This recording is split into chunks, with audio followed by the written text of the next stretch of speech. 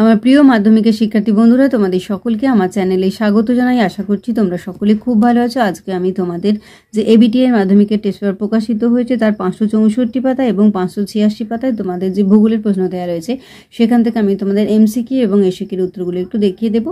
ইতিমধ্যেই যারা চ্যানেলটিকে সাবস্ক্রাইব করে নিয়েছো তাদের সকলকে অসংখ্য ধন্যবাদ জানাই। আর যারা নতুন দেখছো তারাও চ্যানেলটিকে সাবস্ক্রাইব করে নিয়ে সাথে থেকো। চলো তাহলে শুরু করছি।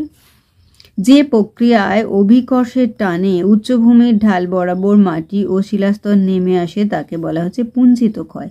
মরু সমপ্রায় ভূমিতে কঠিন শিলা গঠিত কিছু অনুচ্চ পাহাড় দেখা যায় যাদের বলে ইনসেলবার্গ।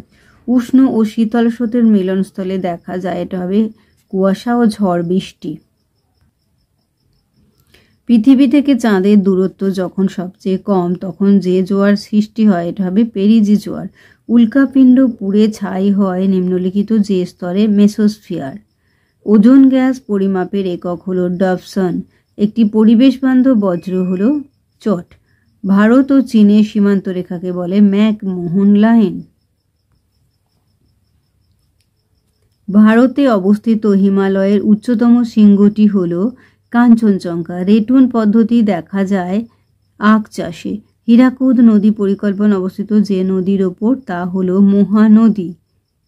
গ্রীষ্মকালে বরদইছিলা দেখা যায় অসমে। ভারতের হাইটেক বন্দর বলা হয় নভসেবা বন্দরকে। ভূবৈচিত্র্যসূচক মানচিত্রে জনবসতি দেখা যায় লাল রঙের। এবার শুদ্ধ অশুদ্ধ। বারখান বালিয়াড়ি থেকে শিব বালিয়াড়ি সৃষ্টি হয় সু। বায়ুর চাপ 14 ব্যারোমিটারের সাহায্যে পরিমাপ করা হয় সু। লানিনার প্রভাবে প্রশান্ত মহাসাগরের উপকূলে বন্যা সৃষ্টি হয় সু। বজ্রের পুনর্ব্যবহারে সম্পদের গুণমান হ্রাস পায় এটা অ। পশ্চিমঘাট পর্বতমালা পর্বতের পশ্চিম ঢালে পর্ণমোচী উদ্ভিদের প্রাধান্য দেখা যায় সু। ভারতের প্রথম সুতাকল পশ্চিমবঙ্গে স্থাপিত হয় সু। সানসিনক্রোনাস উপগ্রহের কক্ষপথ গোলাকার হয় সু। এবার শূন্যস্থান পূরণ। দেখো গ্রিনল্যান্ডের এটা হবে জেকো বস ভ্যান হলো পৃথিবীর দ্রুততম হিমবাহ। কোন স্থানের উষ্ণতা বৃষ্টিপাত লেখচিত্রে উষ্ণতার রেখাটি বছরের মধ্যভাগে নিম্নমুখী হলে স্থানটি এটা হবে দক্ষিণ গোলার্ধে অবস্থিত। উত্তরপ্রদেশের বারাণসীতে ডিজেল রেল ইঞ্জিন কারখানা রয়েছে। পরিপোষক দ্বারা জলে আগাছা বৃদ্ধিকে এটা হবে অ্যালগাম ব্লুম বলে। ভারতের সর্বোচ্চ মালভূমি হলো লাদাখ। পৃথিবীর কেন্দ্রাতিক বলের প্রভাবে গৌণ জোয়ারের সৃষ্টি হয়। সারদা খাল হলো ভারতের দীর্ঘতম সেচ খাল। এবার দেখো একটি বা দুটি শব্দে উত্তর দিতে বলা হয়েছে। সুন্দরবনের কোন দ্বীপ বিশ্ব উষ্ণায়নের প্রভাবে সম্পূর্ণ নিমজ্জিত হয়েছে? নিউ মুর। ঊর্ধ্ব টপোস্ফিয়ারে প্রবল গতিসম্পন্ন প্রবাহিত বায়ুকে কি বলে? জেট বায়ু। ভারতের কোন রাজ্যে অরণ্যের পরিমাণ সর্বাধিক? মধ্যপ্রদেশ। দক্ষিণ ভারতের সর্বোচ্চ শৃঙ্গের নাম কি? আনাইমুদি। কোন শিল্পকে সংযোজন ভিত্তিক শিল্প বলে? অটোমোবাইল। ভারতের প্রথম আদমশুমারি শুরু হয় কত সালে? 1951 সালে। ভারতের কোন সড়ক পথের মাধ্যমে দিল্লি, মুম্বাই, চেন্নাই ও কলকাতা যুক্ত হচ্ছে? এটা হবে সোনালী চতুর্ভুজ। ভারতের জরিপ সংস্থার প্রধান কার্যালয় কোথায় অবস্থিত? দেরাদুন। এবার দেখো স্তম্ভ মেলানো। বৃষ্টির ছায়া অঞ্চল হয়ে যাবে শিলং। আউটসোর্সিং তথ্য প্রযুক্তি শিল্প। ক্রান্তীয় ঘূর্ণবাত টর্নেডো আর মৃত্তিকা সংরক্ষণ স্কিপ ক্রপিং। এবারে আমরা চলে এলাম 586 পাতাতে। যে প্রক্রিয়ায় ভূপৃষ্ঠের উচ্চতা বৃদ্ধি পায় তাকে বলে আরোহণ প্রক্রিয়া। লবণযুক্ত শিলাস্তরের ওপর নদীর প্রধান ক্ষয় হল দ্রবণ ক্ষয়। বার্ষিক উষ্ণতার প্রসার সবচেয়ে কম থাকে নিরক্ষীয় জলবায়ু অঞ্চলে। অশ্ব অক্ষাংশে অবস্থিত উপক্রান্তীয় উচ্চচাপ বলয়। উষ্ণ সমুদ্র স্রোত এবং শীতল সমুদ্র স্রোত যে স্থানে মিলিত হয় তাকে বলা হচ্ছে হিমপ্রাচীর। মরা কোটালের সময়ে চন্দ্র ও সূর্য পৃথিবীর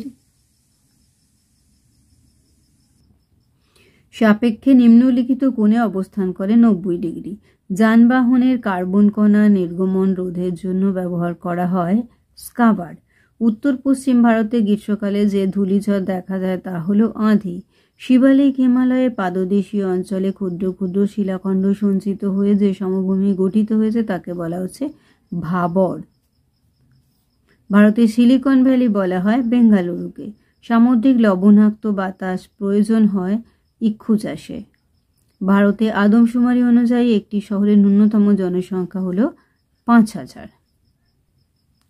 লৌহ ইস্পাত শিল্পের প্রয়োজনীয় কাঁচামাল হলো আকরিক লোহা। টপোগ্রাফিক্যাল মানচিত্রে সমোন্নতি রেখা অঙ্কন করা হয় যে রং দিয়ে, তা হলো বাদামি। এবারে দেখো শুদ্ধ অশুদ্ধ। বারখান বালিয়াড়ি থেকে শিববালিয়াড়ি সৃষ্টি হয় সু। ওজোন স্তরকে প্রাকৃতিক সৌরপর্দা বলা হয় সু। ভূমধ্যসাগরীয় অঞ্চলে সাধারণত গ্রীষ্মকালে বৃষ্টিপাত হয় অ। আরাবল্লী একটি নবীন ভঙ্গির পর্বতের উদাহরণ অ। গঙ্গা সমভূমির প্রাচীন পলীয় অঞ্চলকে ভাঙ্গর বলে সু। পেট্রোরসায়ন শিল্পকে আধুনিক শিল্পদানব বলা হয় সু। উপগ্রহ চিত্র ব্যাখ্যার জন্য কম্পিউটার ব্যবহার আবশ্যক সু। এবার দেখো শূন্যস্থান পূরণ। নীল নদের বদ্বীপ, এটা হবে ধনুক আকৃতির। মরু অঞ্চলে বায়ুর অপসারণ কার্যের ফলে মরুদ্যান সৃষ্টি হয়। উষ্ণ স্রোত সমুদ্রতলের উপরিভাগ দিয়ে প্রবাহিত হয়। ভরা কোটালের সময় সমুদ্রের জল মোহনা দিয়ে নদীতে প্রবেশ করে, একে বানডাকা বলা হয়। যে বজ্র জল, মাটি ও বাতাসের সঙ্গে মিশে যায় তাকে জৈব ভঙ্গুর বলে। ভারতের মূল ভূখণ্ডের দক্ষিণতম অংশ ইন্দিরা পয়েন্ট। ভারতের মহাকাশ গবেষণা সংস্থাটি বেঙ্গালুরুতে অবস্থিত। এরপরে দেখো একটি বা দুটি শব্দের উত্তর দাও। যে উচ্চভূমি দুটি নদী ব্যবস্থাকে পৃথক করে তার নাম কি? জলবিভাজিকা। সম্পৃক্ত বায়ুর আপেক্ষিক আর্দ্রতা কত? এটা লিখবে 100%। প্লাস্টিক কোন জাতীয় বজ্র? এটা হবে জৈব অভঙ্গুর। সামুদ্রিক মাছের প্রধান খাদ্য কি? এটা হবে প্ল্যাঙ্কটন। ভারতের কোন অরণ্যে সিংহ পাওয়া যায়? গির অরণ্যে। ভারতের একটি জায়িদ ফসলের নাম লেখো, লিখবে আউশ ধান। ভারতের সর্বাধিক জনবহুল রাজ্য কোনটি? উত্তরপ্রদেশ। ভারতের কোন সংস্থা ভূবৈচিত্র্যসূচক মানচিত্র প্রস্তুত করে? SOI। এবারে দেখো স্তম্ভ মেলানো তাল, এটা হয়ে যাবে পশ্চিম হিমালয়ের হ্রদ। ঝুম চাষ, এটা হয়ে যাবে মৃত্তিকা ক্ষয়। চিগমাগালুর, এটা হয়ে যাবে কফি গবেষণা কেন্দ্র। বারাণসী হয়ে যাবে ডিজেল রেল ইঞ্জিন। তাহলে আমার প্রিয় মাধ্যমিকের শিক্ষার্থী বন্ধুরা, আজকে তোমাদের আমি যে এবিটিএ টেস্ট পেপার প্রকাশিত হয়েছে তার 564 পাতা এবং 586 পাতায় যে ভূগোলের প্রশ্ন দেওয়া রয়েছে সেখান থেকে আমি তোমাদের এমসিকিউ এবং এসকিউর উত্তরগুলো দেখিয়ে দিলাম। আশা করছি সকলেই বুঝতে পেরেছো। ভিডিওটি দেখার জন্য তোমাদের সকলকে অসংখ্য ধন্যবাদ জানাই। ভালো লাগলে লাইক করো, কমেন্ট করো, বন্ধুদের মধ্যে শেয়ার করো। আর আগামী দিনে নতুন নতুন ক্লাসগুলো পাওয়ার জন্য অবশ্যই চ্যানেলটিকে সাবস্ক্রাইব করে সাথে থেকো। তোমরা সকলেই খুব ভালো থেকো।